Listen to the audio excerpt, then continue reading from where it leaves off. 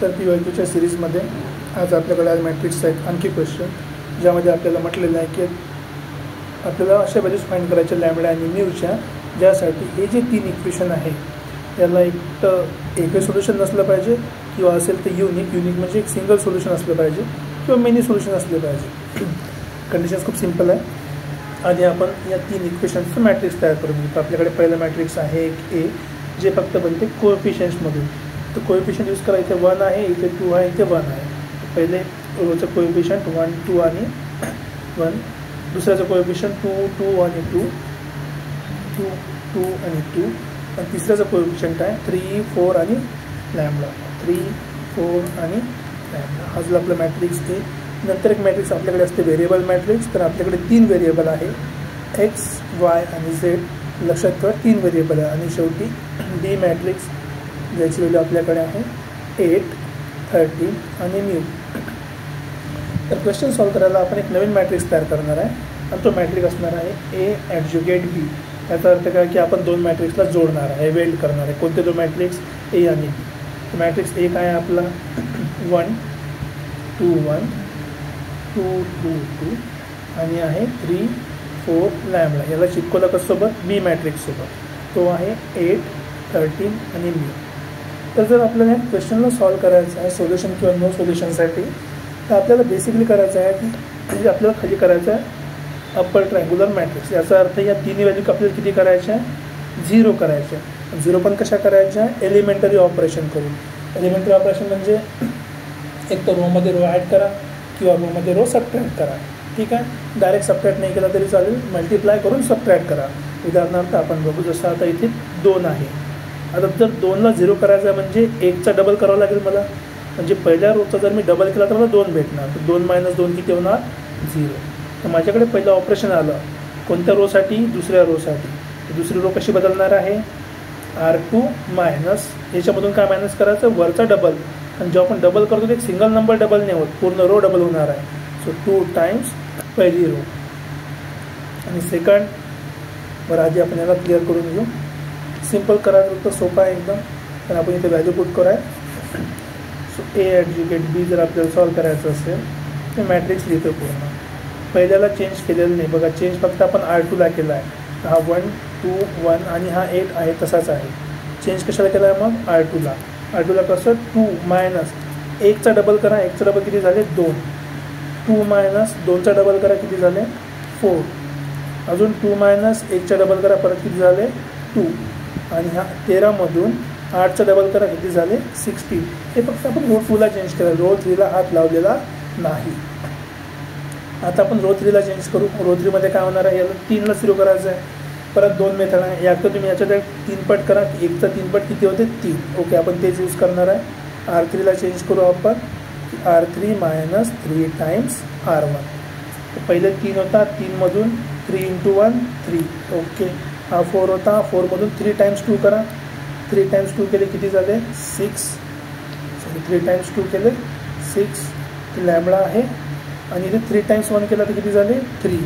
आणि खाली काय? म्यू मायनस 3 टाइम्स 8 केले तर 24. बघा दुसरी पण मेथड काय, आपण काय करू शकतो?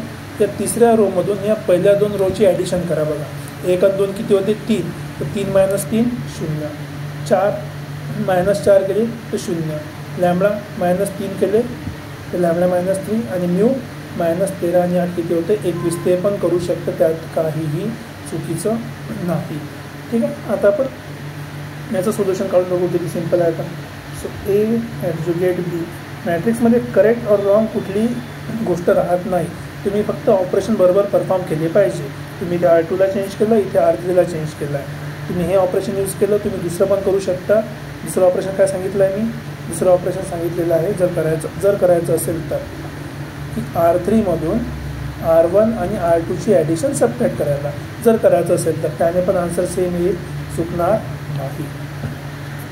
आता बघा पहिल्या रोला आपण चेंज केलेलं नाही, तर 1, 2 आणि 1 तसाच राहिला. आणि इथे पण 8 तसाच राहिला. इथे 2 - 2 0, 3 - 3 0. 2मधून 4 गेले तर -2. 4मधून 6 गेले तर इथे पण आणखी -2.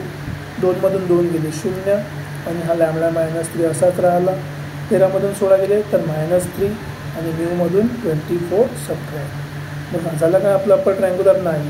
हे 2 तर झाले, पण हा नंबर बाकी आहे. या नंबरला जर आपल्याला गायब करायचं असेल तर आता वरचा रो यूज करायची नाही, कारण तुम्ही जर का वरची रो यूज केली तर हा 1 परत खाली येणार, तर हा 0 गायब होणार. हा गायब नाही करायचा, त्यासाठी आपण खालची रो यूज करायची. या दोघाला जर आपण सबट्रॅक्ट केलं, कारण की सारखे नंबर आहे, या दोघाला आपण सबट्रॅक्ट केलं तर आपल्याला काय भेटणार? इथे खाली 0. म्हणजे मी चेंज कशाला करतो? परत तिसऱ्या रोला चेंज करतो. सो R3 चेंज झाली. कशी? R3मधून मी R2 सबट्रॅक्ट केला. बरं, हे लक्षात द्या बरोबर, सबट्रॅक्शनमध्ये कन्फ्युजन व्हायला नको. बऱ्याचदा काय होते, मायनस मायनस तुम्ही प्लस करायला विसरता, तरी पूर्ण वेळ पण लिहिणार आहे. सो 1, 2 आणि 1 पहिल्या रोला चेंज केलेलं नाही, हा 1 तसाच आहे. दुसऱ्या रोला आपण चेंज केलेलं नाही, ही पण आहे तशीच आहे. चेंज केला आपण तिसऱ्या रोला. 0 - 0 काही प्रॉब्लेम नाही. -2 मायनस, बघा -2 मायनस सबट्रॅक्ट करतो म्हणून हा मायनस आला, आणि R2ची व्हॅल्यू किती आहे? -2. आणि हा लॅम्बडा -3, आणि इथे बघा म्यू -24 ऑलरेडी होता, त्यातून हे मायनस करतो आपण, तर -3 असा आलेला आहे. याच्यावर लक्ष द्या. वरून जे आपण मायनस व्हॅल्यू खाली आणतो तर ब्रॅकेटच्या आतमध्ये ठेवायची, त्याने कॅल्क्युलेशन मिस्टेक कमी होतं. तर आपल्याकडे व्हॅल्यूज जे आलेले ते आहे 1, 2, 1, हा 0, -2 0, 0तून 0 0, तर -2 आणि मायनस मायनस प्लस होते, -2 + 2 0. हा लॅम्बडा -3 आहे तसाच आहे. इथे 8, इथे -3. आता हा परत मायनस मायनस प्लस झाला. 24मधून 3 गेले तर किती राहिले? -21. बघा, हे झालं आपली मॅट्रिक्सची फायनल व्हॅल्यू. कशाची? A ॲडज्युगेट B. आता आपल्याला सोल्युशन काढायचं आहे. तर हा आपला ओनली मॅट्रिक्स A आहे, आणि हा पूर्ण मॅट्रिक्स काय झाला? A ॲडज्युगेट B. रँक काढणं म्हणजे काय होते? Rank is equals to number of non-zero rows. Non-zero row म्हणजे पूर्णच्या पूर्ण रो 0 नाही पाहिजे.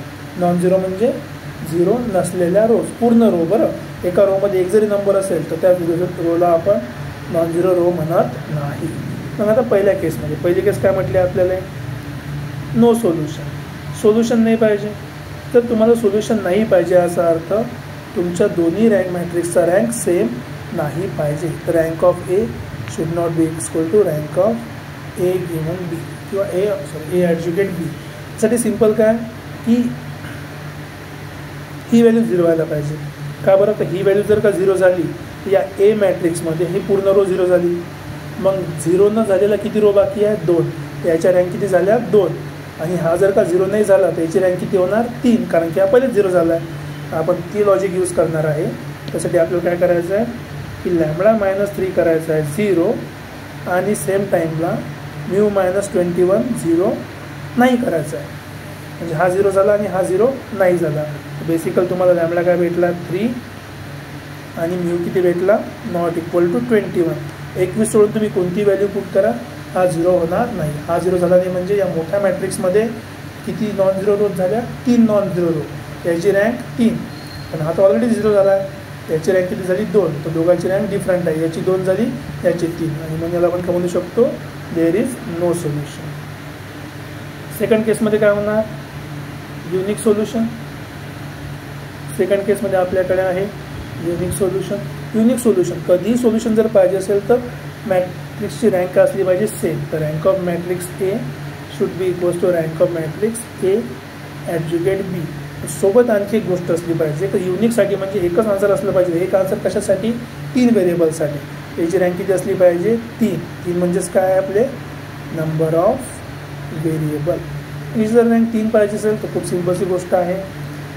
3 रँक पाहिजे असेल म्हणजे खालची रो 0 होता कामा नाही. म्हणजे हे कधीच 0 नाही झालं पाहिजे. हे 0 झालं तर काय होईल? मग हे जरी 0 झालं तरी हा तर 0 नाही आहे. हा 0 नाही आहे म्हणजे हे पूर्ण रो नॉन-झिरो आहे. म्हणजे आपण काय म्हणू शकतो की lambda -3 should not be equals to 0. आणि म्यू -21चं काय? हा 0 असू द्या किंवा नसू द्या, काही फरक पडत नाही. So therefore mu can take any value. याची कुठली व्हॅल्यू असू द्या, आपल्याला फरक पडत नाही. Mu can take any value. म्हणजे म्यू का असलं पाहिजे? फक्त रिअल असला पाहिजे, बाकी काही फरक पडत नाही. पण लॅम्बडासाठी लॅम्बडा 0 नाही व्हायला पाहिजे. सॉरी, लॅम्बडा -3 0 नाही व्हायला पाहिजे. म्हणजे lambda should not be equals to 3. हे महत्त्वाचं आहे. आणि mu can take any value. आणि तिसऱ्या केसमध्ये आपल्याला काय पाहिजे होतं, infinitely many solution. So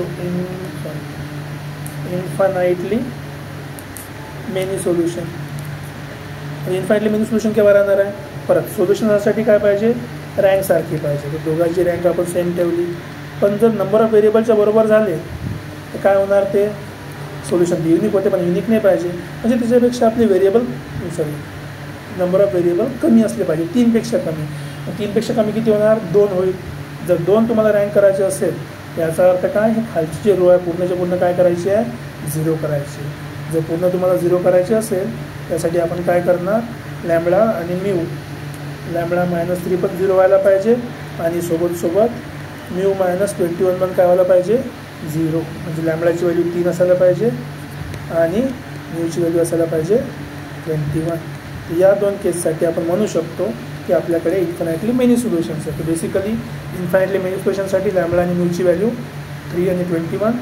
unique सोल्युशनसाठी लॅम्बडाची value फक्त 3 नाही पाहिजे, म्यूची व्हॅल्यू कुठलीही असू शकते. आणि नो सोल्युशनसाठी लॅम्बडा 0 असतो, लॅम्बडा = 3 असला पाहिजे आणि म्यू ≠ 21.